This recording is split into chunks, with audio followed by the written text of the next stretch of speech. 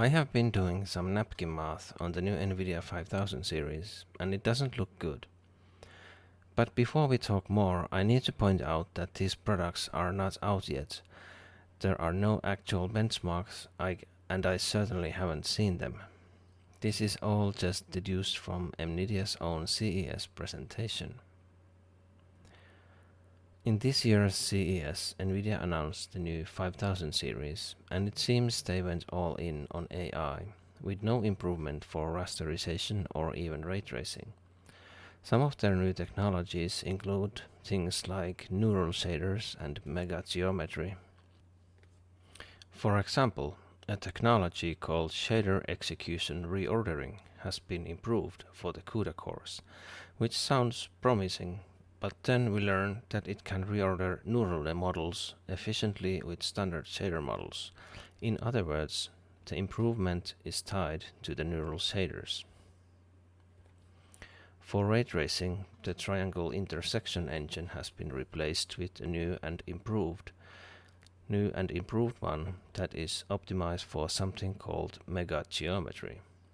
Again, the improvement seems tied to the new mega geometry, which, as far as I know, is another one of Nvidia's proprietary technologies. What I'm getting at here is that the actual performance of current day games may have not improved much, or in fact, at all. Okay, so let's look at the napkin math. Here we have the Nictec's funny take on the Nvidia announcement. They have, like many others, noticed that Nvidia made exactly the same Cyberpunk 2077 performance comparison with the 4090 as they did now with the 5090. The scene is not the same, but the numbers line up pretty darn perfectly. If we just pick the DLSS off frame rate figures from here, we can see that the 5090 is 33% faster. Then we compare the numbers of CUDA cores and see that the 5090 has also 33% more CUDA cores. How convenient. Same applies to the RT cores, 33% more. So core for core, the 5090 is no faster than the 4090, as shown by Nvidia itself. The 5090 has a slightly lower clock speed, but its effect falls inside the margin of error. Let's see what kind of gains we get if we apply this to the 5080 and the 5070 Ti. It is important to notice that Nvidia has made all its comparisons against the original 4000 series, not the Super Refresh, which is very much false advertising. I will make my comparison against the Super Refresh, obviously. The 5080 has 5% more CUDA cores and 5% more RT cores, and as they work in tandem, they count as 5% improvement.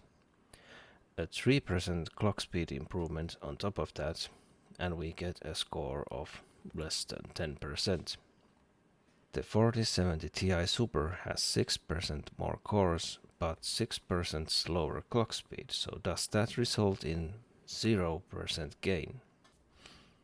Even worse is the 5070, which has 14% less cores than the 4070 Super. I'm kind of speechless. How can this be the next gen product?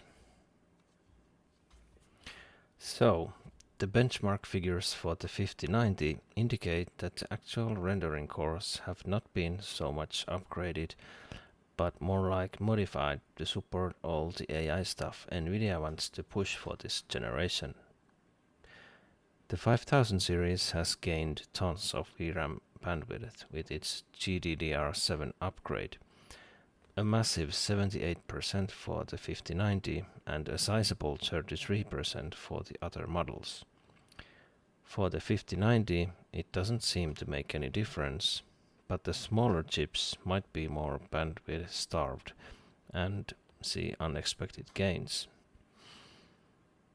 The highlight of the 5000 series are the upgraded tensor cores or AI cores, which saw performance increase from 50 to 150% with the largest gains at the top models. These bigger than ever tensor cores and the Nvidia's new AI model might explain the large gains in VRAM bandwidth, as it is needed to feed the tensor cores. The 5000 series seems to have very little to offer for the present day games.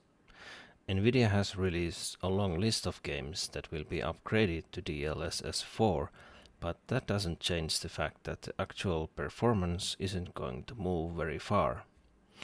All they have is better upscaling and more frame generation for this generation. Is this the worst generation to come out in years? Comment below.